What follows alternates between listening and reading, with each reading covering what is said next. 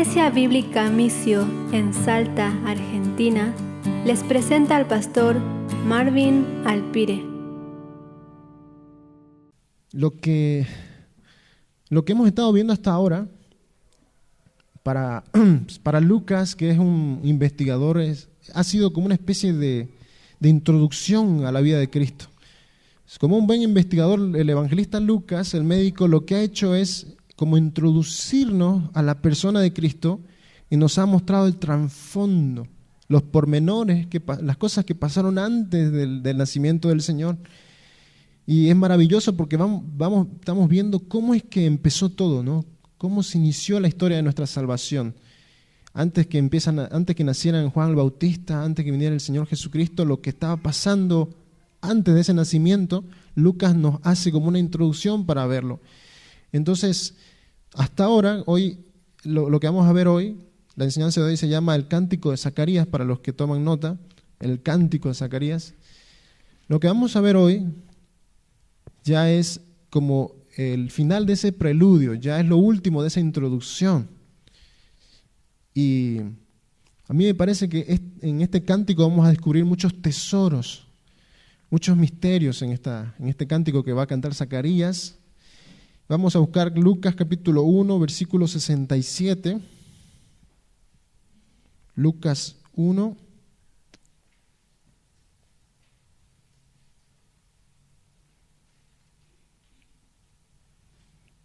Lucas 1, 67, ¿bien?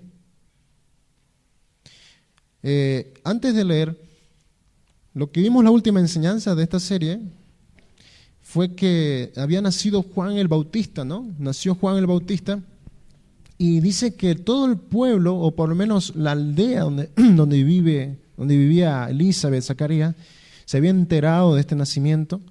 Dice que fueron sus familiares y fueron amigos para presenciar este nacimiento, ¿no? Y le habían dicho, se va a llamar así como su padre, ¿no? Zacarías. No, le dice la madre. No, dice Elizabeth, no, se va a llamar Juan. Dice, pero ¿por qué si nadie hay en tu familia, en tu descendencia, en tus antepasados que se llame Juan? O sea, ¿por qué no le ponen Zacarías? Insistían y van y le dicen al padre, ¿y por qué no le ponen Zacarías? Zacarías escribe en una tabla, ¿no? Una tabla, su nombre es Juan. Pone Zacarías, en obediencia a lo que había dicho Dios, que se iba a llamar Juan. Entonces se sorprenden porque ellos dijeron firmemente, no, se va a llamar Juan. Se sorprendieron, dijeron, ¿por qué le van a poner Juan? ¿No? En el momento que Zacarías escribe Juan, en ese momento dice que es su lengua desatada. En ese momento recupera la voz. El pobre Zacarías, que había estado 9 meses mudo, sordo mudo incluso, porque le hacían señas para hablarle, dice, ¿no? Se desata su lengua y dice que empieza a glorificar, empieza a bendecir al Señor. Entonces, este cántico que va a entonar Zacarías se le conoce como el cántico Benedictus, que significa bendito, y bendito es la primera palabra que encontramos en el cántico de Zacarías. ¿Se acuerda del Magnificat de María? Magnificat significaba engrandece. Y el cántico de María empieza diciendo, engrandece mi alma al Señor. Por eso se lo conoce como Magnificat o engrandecer. El cántico de Zacarías se lo conoce como el Benedictus en latín, que es bendito. Entonces, él empieza a entonar este cántico en exaltación al Señor. Y vamos a ver que la palabra nos muestra de que él fue lleno del Espíritu Santo. Dice Lucas 1, 67, y Zacarías su padre fue lleno del Espíritu Santo y profetizó, diciendo, antes de que leamos lo que dice el cántico, me llama la atención de que dice que fue lleno del Espíritu Santo. ¿Se da cuenta de que anteriormente, antes que Zacarías, hubo una mujer que fue llena del Espíritu Santo y empezó a decir, bienaventurada eres María, bienaventurado el fruto de tu vientre? ¿Por qué se me concede esto a mí? Elizabeth fue llena del Espíritu Santo y se le reveló que dentro de María estaba el Salvador. ¿Por qué se le concede esto a mí? Dice que la madre de mi Señor venga a mí. Llena del Espíritu Santo da palabras de exaltación. María también. María, llena del Espíritu Santo, empieza a cantar su Magnificat, engrandece mi alma al Señor. Y ahora viene Zacarías, lleno del Espíritu Santo, y empieza a entonar un cántico. O sea que hay como un patrón, ¿no? Hay como una especie de repetición. Llenura del Espíritu Santo es sinónimo de exaltación al Señor, sinónimo de alabanza al Señor. El tema del Espíritu Santo en el libro de Lucas es repetitivo. Se le da un énfasis también al tema del Espíritu Santo. O sea que podemos concluir de que una persona llena del Espíritu Santo tiene palabras de exaltación, es llenada de un denuedo, incluso de una sabiduría celestial para dar palabras profundas. Imagínense María, que por la historia, o por lo menos sabemos por la cultura que había en ese tiempo, lo más probable es que era analfabeta, y entona un cántico sublime. María, 14 años se cree que tenía María, 14, 15 años, analfabeta, y canta un cántico con una profundidad teológica tremenda. ¿Pero por qué? Porque fue llenada del Espíritu Santo. O sea que un síntoma, una señal de que una persona está llena del Espíritu Santo es que tiene un denuedo, tiene un poder para proclamar la palabra del Señor, para exaltar al Señor. La pregunta es, ¿de qué está lleno usted, hermano? ¿De qué está lleno? Dice la palabra, de la abundancia del corazón habla la boca. Si tú estás lleno de Cristo, lleno del Espíritu Santo, de tu boca va a fluir alabanza al Señor, va a fluir palabra de Dios. La palabra en las Escrituras vemos que dice que en la palabra dice, mora en abundancia en vosotros. Llénate, hermano, de la palabra y llénate del Espíritu Santo. Vas a ver como en tu boca no va a haber silencio, va a haber palabras de exaltación al Señor. Una señal de que eres lleno del Espíritu Santo es que tu oración fluye exaltación al Señor. Cuando estás orando, si eres lleno del Espíritu Santo, no te vas a quedar sin palabras. Vas a exaltar, vas a proclamar al Señor. Entonces, examínate de qué estás lleno. Mientras más vacío estés del mundo y de ti mismo, más lleno de Cristo vas a estar. Mientras más lleno del mundo estés, vas a hablar más cosas del mundo, vas a hablar tus cosas, vas a hablar de las cosas que te gustan a ti. Eso es un síntoma para ver si tú estás lleno o de Cristo o del mundo. Si ¿de qué estás lleno, hermano? Tienes que preguntarte.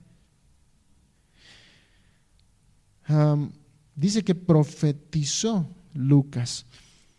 Cuando dice la palabra profetizar significa simplemente hablar de parte de Dios. Lo que estaba haciendo Lucas es que iba a exaltar al Señor e iba a hablar de parte de Dios también. Cuando una persona está hablando acá adelante, también está hablando de parte de Dios, o sea que en cierta manera la predicación es una especie de profecía también. La persona que proclama al Señor adelante está profetizando también. Otra forma de profetizar es hablar eventos futuros, cosas que van a acontecer. Los profetas hablaban de cosas que iban a pasar. Eso es profecía también. Y otra forma de profetizar es cuando alguien habla de parte de Dios una palabra específica para una persona.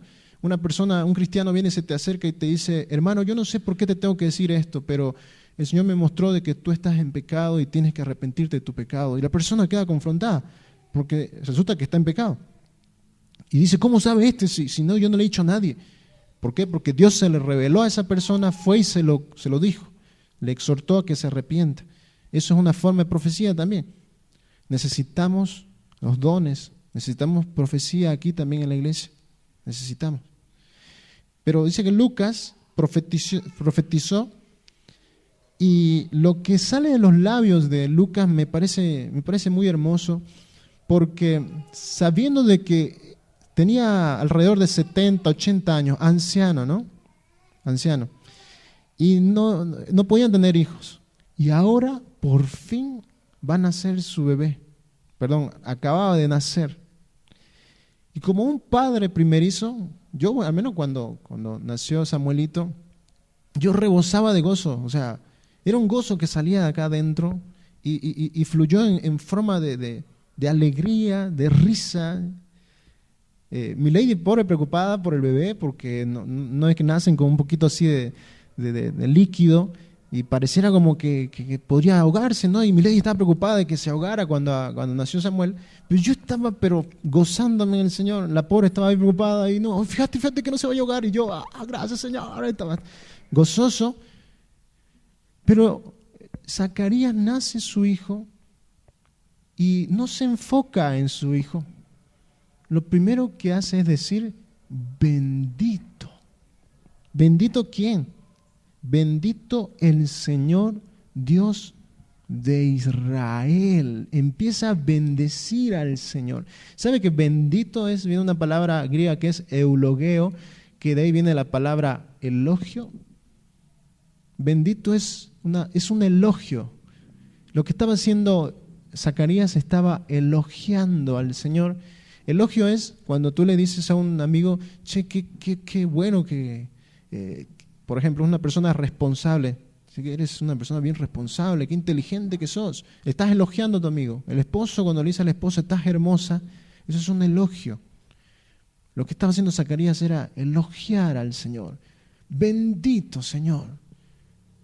Te alabo, Señor. Le estaba exaltando, le estaba alabando. Bendito el Señor Dios de Israel. Entonces, Zacarías, ahora que puede hablar, lo primero que hace, lleno del Espíritu Santo, es elogiar a Dios, ni más ni menos. Empieza a elogiar a Dios. ¿Sabe que Dios merece todos los elogios? Si hay alguien que merece toda la alabanza, es el Señor. Si hay alguien que merece toda la adoración, es el Señor. Y Zacarías, lleno del Espíritu Santo, lo primero que hace es elogiar al Señor. Cuando tú estás lleno de Dios, cuando tú estás lleno del Espíritu Santo, no paras de alabarle, no paras de adorarle. Sale el regocijo de tu alma y le alabas a Él. Mientras más lleno del Espíritu Santo estés, hermano, más vas a querer elogiar a tu Señor, más vas a querer adorarle. Pero mientras más lleno de ti estés, más vas a querer hablar de ti y de tus cosas. Él merece la alabanza. Él merece la adoración. ¿Sabe que una vez, en una conversación, un cristiano hablaba, ¿no? Y decía, no, porque gracias al Señor que Él me dio trabajo y gracias al Señor porque estamos haciendo esto y porque el Señor es bueno también empezamos. Y el otro que lo escuchaba le dice, para, le dice, para un poco, o sea, todo Señor, o sea, que ya es muy exagerado, ya estás exagerando, todo es Señor. El chico le dice, pero ¿qué más me voy a decir? Si por su misericordia estoy vivo, por su misericordia Él me ha salvado, ¿cómo no voy a parar? ¿Cómo no voy a dejar de hablar de Él? Eso es elogiar al Señor, eso es estar lleno de Cristo. La otra persona no entendía por qué este muchacho todo el tiempo bendecía al Señor, todo el tiempo era el Señor es bueno, es que el Señor, no, gracias al Señor, todo el tiempo era el Señor. Pues otro síntoma, hermanos, es que el Señor siempre va a estar en tu boca, en todo momento lo vas a mencionar. Eso es otro síntoma, hermano, de que estás lleno del Espíritu Santo. La otra persona no te va a comprender por qué tanto Señor y Señor y Señor. Pero tú lo sabes bien, porque eres el Señor de tu vida, porque tú lo amas, porque eres lo primero, porque estás apasionado por Él, apasionada por Él. Dice, Zacarías dice, bendito el Señor Dios de Israel, que ha visitado y redimido a su pueblo. 400 años de silencio de parte de Dios, 400 años que el pueblo de Israel no supo nada de profecía, de visiones, de señales de Dios, nada. Pero ahora, en el nacimiento de Juan el Bautista, Dios estaba visitando a su pueblo, Dios estaba recordando a su pueblo. Y Zacarías lo sabe muy bien y se da cuenta de que Dios los estaba visitando en ese momento. Y dice, bendito el Señor que ha visitado y redimido a su pueblo. ¿Sabe que la palabra redimir es poner en libertad mediante el pago de un precio? Redimir significa eso, poner en libertad ya sea a un preso o a un esclavo mediante el pago de un precio. Interesante que Zacarías dice redimir. ¿Por qué? Porque eso fue lo que iba a pasar, eso era lo que iba a pasar. En la cruz del Calvario, el Padre Celestial iba a redimir, iba a pagar para sacar de la cárcel, sacar de la esclavitud a aquellos que estaban esclavos, nosotros. Eso fue lo que pasó en la cruz del Calvario. Dice Zacarías de manera profética, está diciendo, Dios ha pagado el precio de nuestra libertad. En Jesucristo mismo, en Jesús, en la persona de Cristo, Dios vino y visitó aquí la tierra. En la persona de Jesús, Dios se acercó a nosotros, nos visitó. ¿De qué manera, según lo que cuenta Zacarías, de qué manera Dios visitó a Israel? Mira el 69. Y nos levantó un poderoso Salvador en la casa de David, su siervo. Ahí está. Eso de poderoso, poderoso es una palabra que en verdad la traducción original es cuerno. ¿Cómo es eso? Un cuerno de salvación. Resulta que en ese tiempo el cuerno era simbolismo de fuerza y poder, porque los animales que tenían cuernos peleaban y el que tenía unos cuernos grandes y sólidos eran los que ganaban. Cuando dice cuerno de salvación está hablando de poder, de fuerza. Está diciendo de que el que iba a venir iba a ser un poderoso Salvador. ¿Se acuerda de Moisés? Moisés fue un libertador, ciertamente. Josué también. Pero aquí Zacarías está diciendo, el que viene va a ser poderoso, poderoso Salvador, para librar no solamente de la esclavitud de los romanos, sino de la esclavitud del pecado. Para eso vino Cristo, para liberarnos de las fuerzas del pecado, del mal, de Satanás. Entonces dice, nos ha enviado un poderoso Salvador. Fíjese que no menciona, Zacarías, no menciona para nada todavía a Juan el Bautista, no lo menciona a su hijo. Hasta ahora está hablando de Dios, bendito sea el Señor. Luego dice, ¿por qué? Porque nos ha visitado y nos ha redimido, dice, con un poderoso Salvador. No dijo Zacarías, bendito sea Dios que me ha concedido tener un hijo. No, no dijo eso. Lo primero que hace es hablar de su Salvador. Su esposa Elizabeth hizo lo mismo. Llena del Espíritu Santo, dice, ¿por qué se me concede esto a mí? Que la madre de mi Señor venga a mí. ¿Por qué no dijo Elizabeth, ¿por qué se me concede de estar embarazada a mí? No habló de su embarazo, habló de su Salvador. Eso es síntoma de que estás lleno de Cristo también. Es como que todo el enfoque se centra en el Salvador, toda la mirada, todo el énfasis está en Cristo Jesús. Entonces, el Salvador entonces vendría a ser el tema de importancia. Aquí el tema de importancia era ese Salvador. Dice, nos ha visitado y nos ha redimido, nos ha levantado un poderoso Salvador. Y dice, ¿de dónde era este Salvador? O de la descendencia de este Salvador, dice que era de la casa de David, su siervo. ¿Se recuerda que habíamos dicho de que el Salvador, el Mesías, tenía que venir de la casa de David, de la descendencia de David? David es considerado como el rey de Israel más valiente, más poderoso que ha tenido Israel. Por eso lo menciona Zacarías. Está mencionando esa descendencia que venía de ese gran rey David. Pero el que venía era ni más ni menos el Hijo de Dios. El que venía no iba a quedar muerto, enterrado como David, sino que se iba a levantar de la muerte. Por eso es que era un poderoso Salvador. Versículo 70.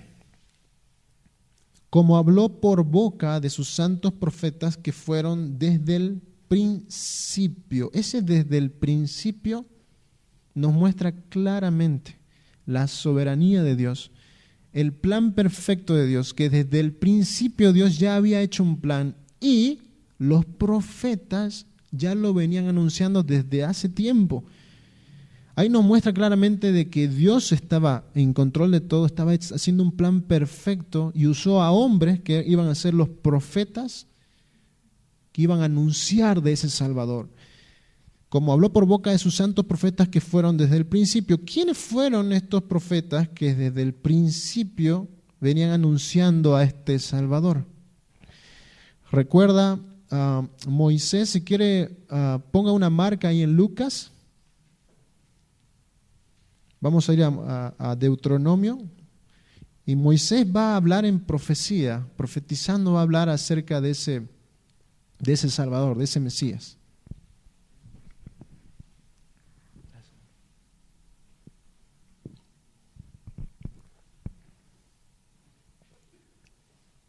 Deuteronomio 18, versículo 15.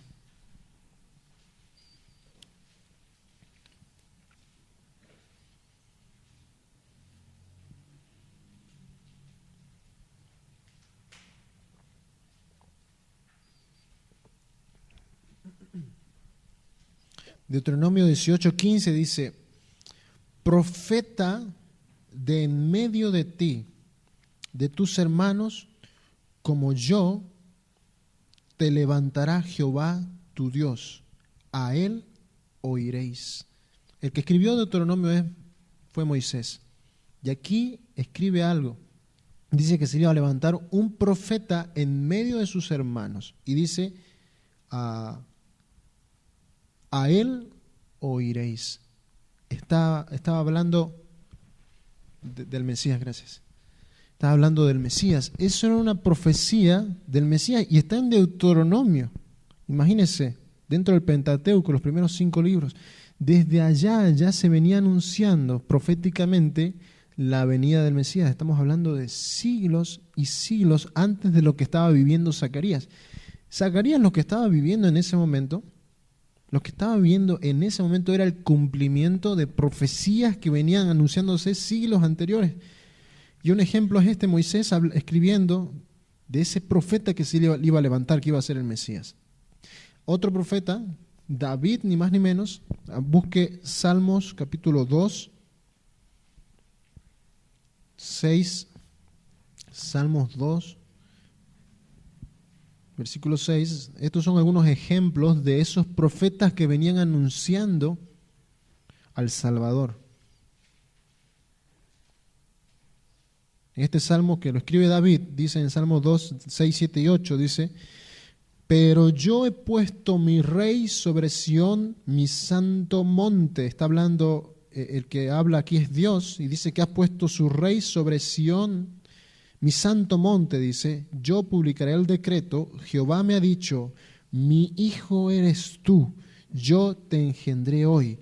Pídeme y te daré por herencia a las naciones y como posesión tuya los confines de la tierra. Este es un ejemplo de un salmo mesiánico. Los salmos mesiánicos eran salmos que apuntaban a la venida del Salvador, a la venida del Mesías. Y entre varios, este es un ejemplo. Hay varios salmos escritos por David donde anunciaba a ese Mesías. Otro ejemplo, Isaías capítulo 11, versículo 1. Vamos a leer Isaías 11, 1 y 2. Es otro ejemplo de otro profeta que menciona al Salvador. Todo esto siglos antes de la venida del Señor. Isaías 11, versículo 1 y 2. Dice: saldrá una vara del tronco de Isaí. Isaí fue el padre de David.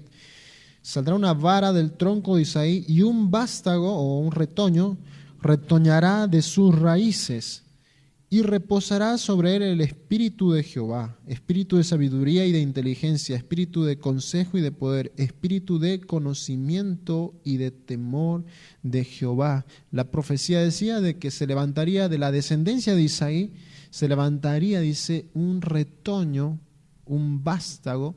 Recuerda que lo vimos también en su momento, Jesús de Nazaret, que venía de la palabra natsar, que significa retoño o vástago, y está diciendo la profecía de que iba a levantarse un retoño, un vástago, ¿de quién? De la descendencia de Isaí, el padre de David. Esa profecía en Isaías también fue escrita hace muchos siglos antes de la venida de nuestro Señor. Es otro ejemplo de un profeta que habló del Mesías. Hay muchos ejemplos de hombres que hablaron. Los que anotan pueden anotar Isaías 9:6. ¿Se acuerda que dice? Porque un niño nos es nacido, hijo nos es dado, y el principado sobre su hombro, y se llamará su nombre admirable, consejero, Dios fuerte, Padre eterno, príncipe de paz. Isaías 9:6. En Isaías hay muchos pasajes acerca del Mesías. Isaías 53, el siervo sufriente de Jehová también. Otro pasaje es Jeremías 33:15, para los que anotan, Jeremías 33:15. En aquellos días, dice, y en aquel tiempo haré brotar a David un renuevo de justicia y hará juicio y justicia en la tierra. Otro pasaje es Ezequiel 34:23. Ezequiel 34:23. Otro ejemplo es Daniel 7:13 y 14. Esto que estoy mencionando son ejemplos de profecías acerca del Mesías. Son algunos ejemplos, hay muchos más. Daniel 7:13 y 14. Entonces, Zacarías lo que está diciendo es, se está cumpliendo el plan perfecto de Dios, ese plan que ya lo venían anunciando los profetas en el antaño, hace siglos atrás, se está cumpliendo porque ahora está naciendo, ni más ni menos acaba de nacer, el precursor del Mesías, aquel que iba a preparar el camino del Mesías. 71, Lucas, vamos a volver a Lucas 71.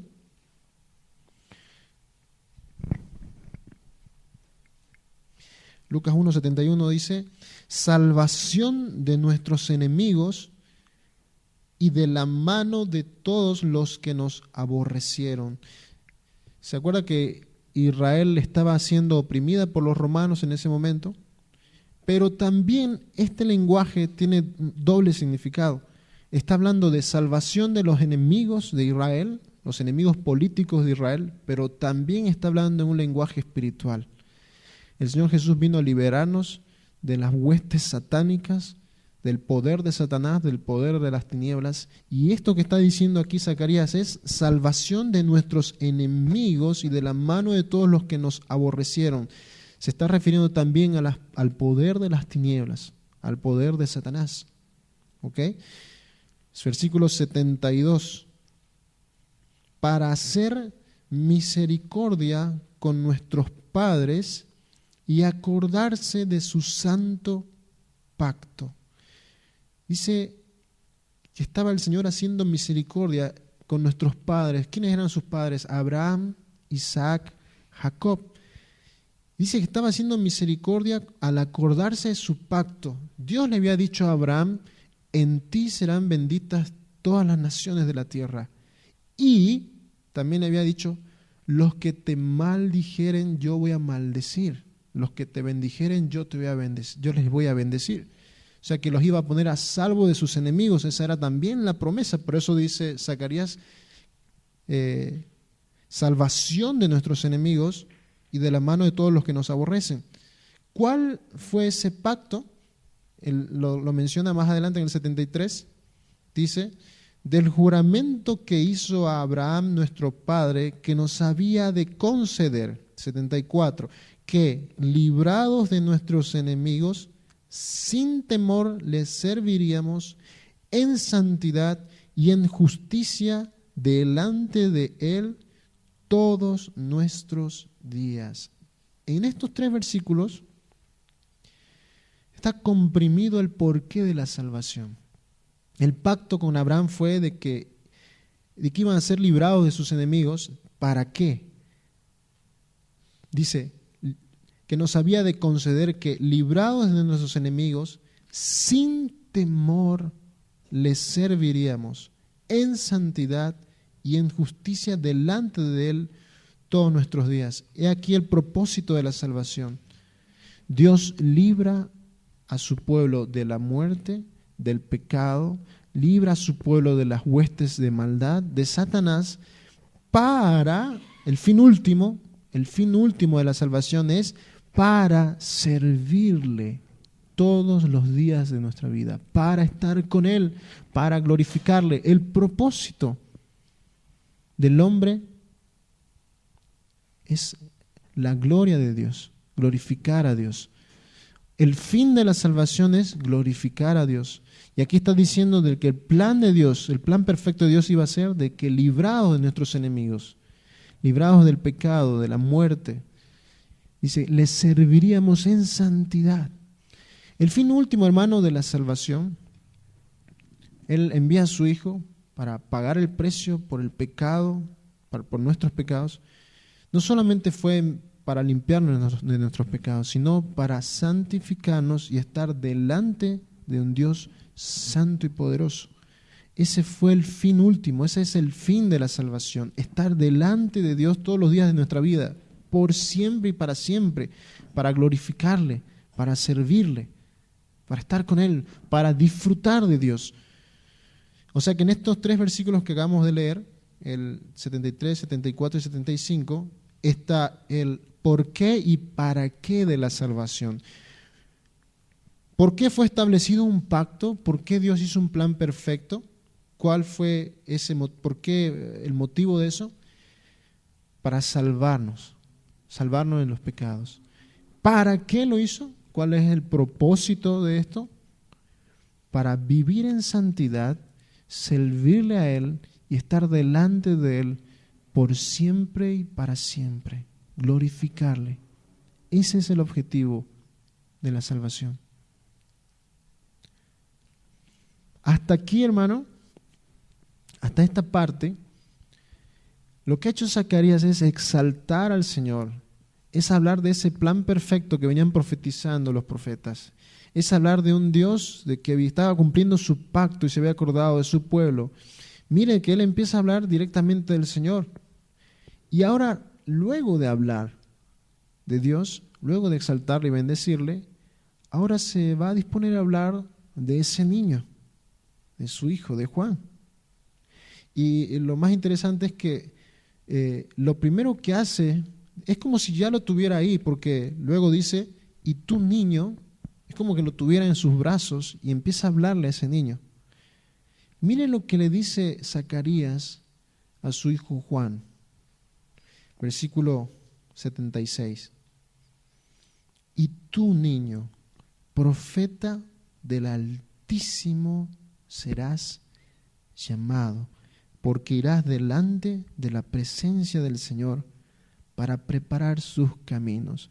Mire qué hermoso que Zacarías, lo más probable con Juan en brazos, recién nacido, lo que hace es decirle, tu niño ha sido apartado para servir a Dios. Él no pensó tal vez en su felicidad como padres que iban a ser. No pensó en ese momento, bueno, cuando seas un poquito más grande vamos a ir a jugar, vamos a ir al parque. Lo primero que dijo apenas nacido Juan fue, tu niño serás llamado profeta del Altísimo. ¿Con cuánto gozo, con cuánta reverencia habrá dicho esto Zacarías? Al tener a su niño en brazos, al ver la promesa cumplida, al ver la misericordia de Dios en ese momento. Al tenerlo a Juan ahí, es como que ya teniéndolo en brazos se lo estaba entregando a su Señor. Tú serás profeta, tú le vas a servir para siempre. Tú estás dedicado a Él, le estaba diciendo como padre, ya anciano Zacarías. Y ese hijo iba a ser ni más ni menos que profeta del Altísimo. Ese hijo, ese niño, más adelante presentaría al Hijo del Altísimo, a Jesús de Nazaret. Iba a ser el hombre que iba a preparar al pueblo para ese recibimiento, al recibimiento del Mesías.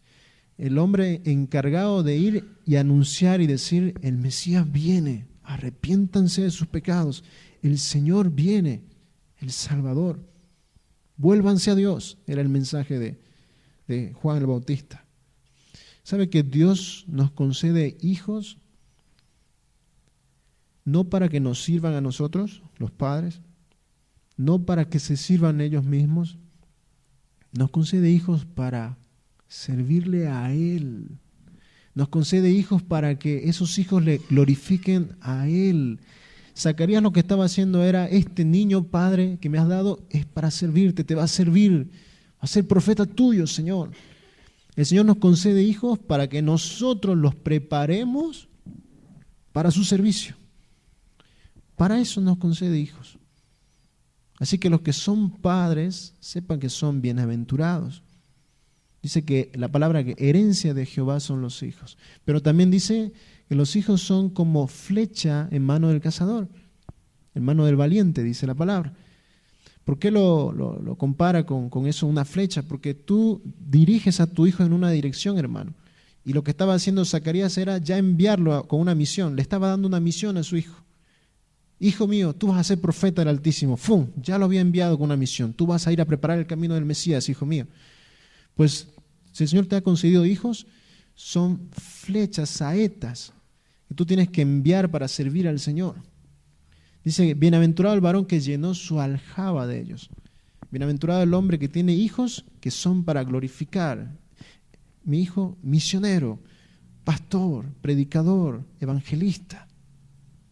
Entonces, hermano, hermana, si tienes hijos, hijas, son para servirle al Señor, que ellos le glorifiquen, hermano.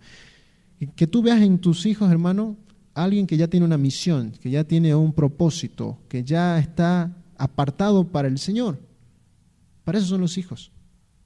Entonces, Zacarías es como que ya le da una misión, ¿no?, a su hijo y le dice, tú niño, profeta del Altísimo serás llamado porque irás delante de la presencia del Señor para preparar sus caminos. Es lo que acabamos de decir. Sería el que prepararía el camino para el Mesías, esa entrada triunfal del Mesías, esa llegada. Juan el Bautista sería el encargado de preparar ese camino.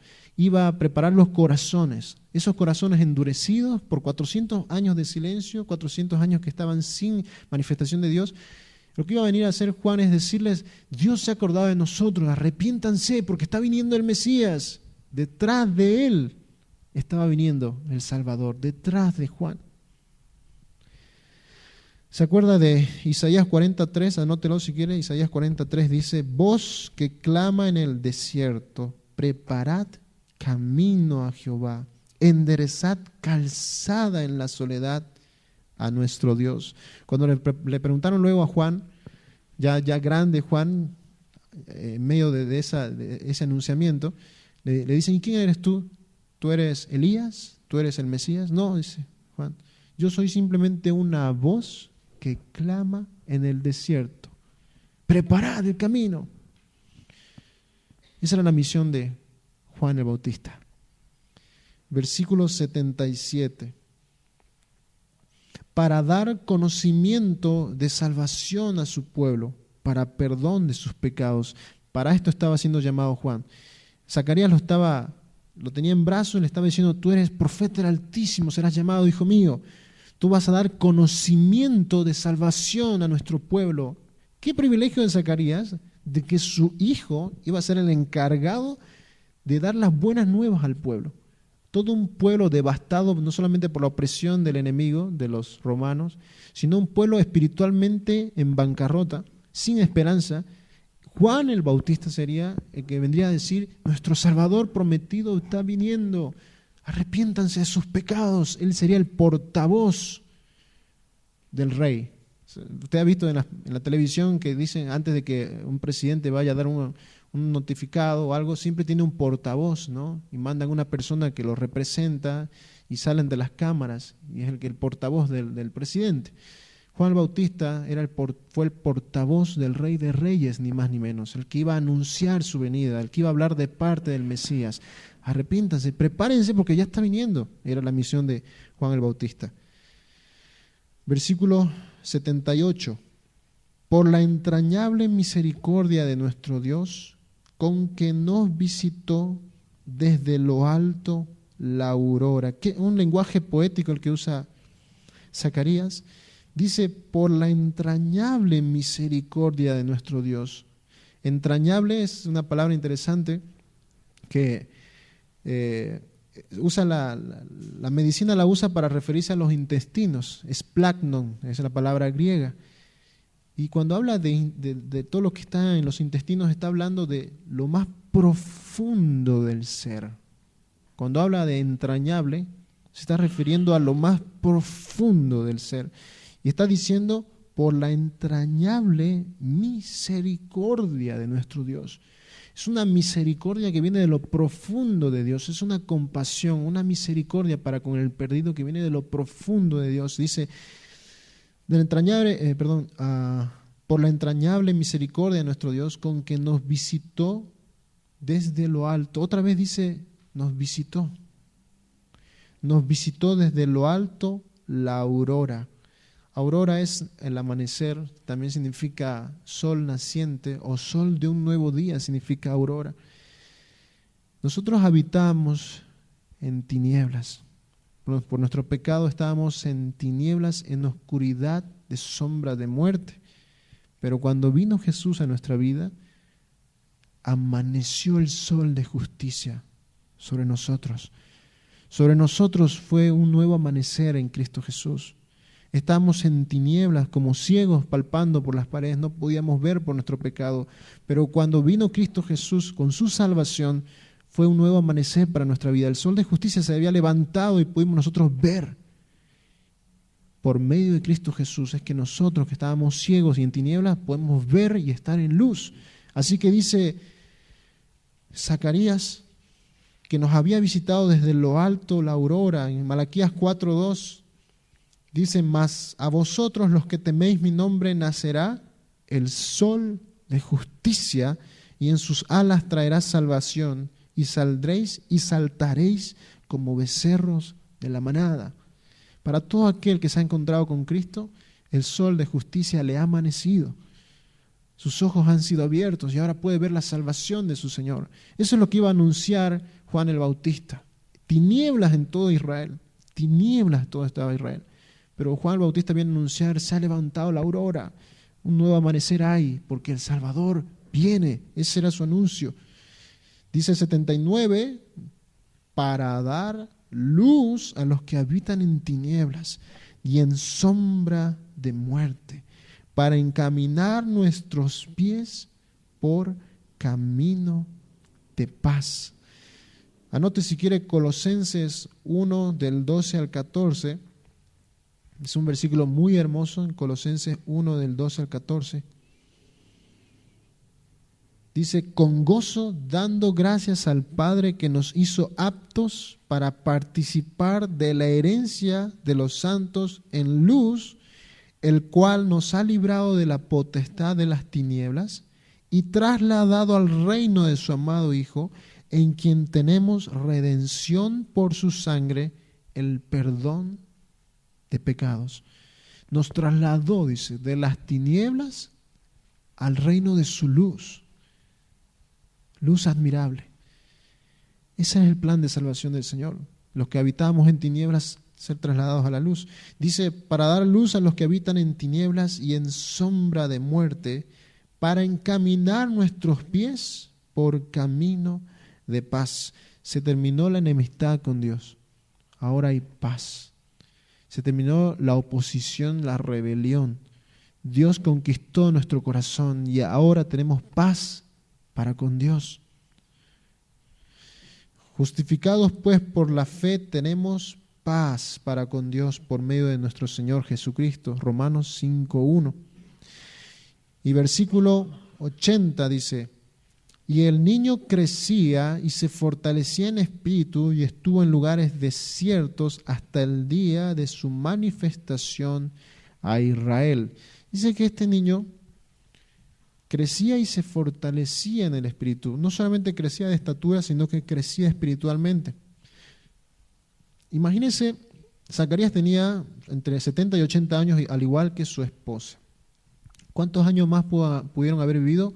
Unos pocos años más, ya estaban ancianitos. Se cree que lo más probable es que hayan fallecido y Juan el Bautista haya quedado de algunos 10, entre 8 y 10 años. O sea que los padres de Juan el Bautista murieron y él siendo todavía niño. Y dice que fue llevado al desierto. En el desierto habían se le llama grupo de personas, los esenios, que se apartaban de lo que era Israel, de lo que era el mundo, se apartaban para ir a purificarse en el desierto, a buscar a Dios en el desierto. Dice que Juan el Bautista estuvo en el desierto, ahí pasó su vida hasta antes de empezar a proclamar de Jesús. O sea que lo más probable es que Juan el Bautista haya crecido en medio de esos hombres que se habían apartado de Israel, o sea, se habían apartado del mundo, se habían ido al desierto a buscar a Dios. Totalmente apartado para Dios este niño. Entre 8 y 10 años, lo más probable, incluso por el contexto cultural, en el contexto cultural, el libro de Greg Kinnear menciona que lo más probable es que haya sido adoptado por los esenios. Dice que estos esenios, a los niños que abandonaban, ellos los adoptaban, a los niños que quedaban sin padres, los adoptaban para ser criados en ese ambiente de búsqueda de Dios, de santificación, y crecían esos hombres llenos de Dios, llenos de la palabra. Entonces se cree de que Juan el Bautista se crió en eso, en el desierto, y en medio de personas que estaban buscando la purificación, la santificación, y estaban esperando al Mesías. Entonces este niño, totalmente apartado para Dios, con una misión de proclamar al Mesías, crecía y se fortalecía en el Espíritu. Estuvo en lugares desiertos hasta el día de su manifestación a Israel. Se apartó totalmente para dedicarse a la misión que se le había encomendado a Juan el Bautista. ¿Sabe qué? Toda persona que es llamada por el Señor, toda persona que se convierte al Señor, esa persona viene a ser hijo de Dios y ya no es parte de este mundo, hermano. No somos de este mundo. Así que mientras estamos aquí en este mundo, recordemos que no somos de aquí, somos de allá. Estamos apartados para Dios. Eso es ser santo. Santo significa apartado para Dios. Hermano, cuando tú creíste en Cristo Jesús, tú fuiste apartado para Dios. Que el mundo, hermano, que el mundo no sea tu lugar de habitación. Que el mundo no sea tu hogar. Nuestra patria celestial nos espera. Hemos sido apartados para una patria celestial. Hemos sido llamados a proclamar el nombre del Señor. Hemos sido llamados para esa misión. Así que hasta aquí hemos llegado con esa introducción de Lucas, porque luego lo que vamos a entrar a ver es el nacimiento de nuestro Señor Jesucristo. Y ahí vamos a empezar a ver la persona de Cristo Jesús. Y vamos a examinar cada detalle de su vida. Vamos a examinar su carácter, sus palabras, cómo pensaba el Señor. Vamos a seguir sus huellas en Jerusalén, en ese camino polvoriento de Jerusalén. Vamos a conocer a nuestro Salvador. Ese es el propósito de nuestra vida, hermano, conocer a nuestro Salvador. Así que hasta aquí Lucas, el evangelista, nos ha hecho un preludio sublime antes de hablarnos de Cristo Jesús. Ya ha nacido el precursor. Ya sabemos que está Juan el Bautista y ahora Juan tiene la misión de preparar los corazones. ¿Qué va a pasar? ¿Cómo va a ser ese nacimiento de nuestro Salvador? Pues vamos a estar viéndolo.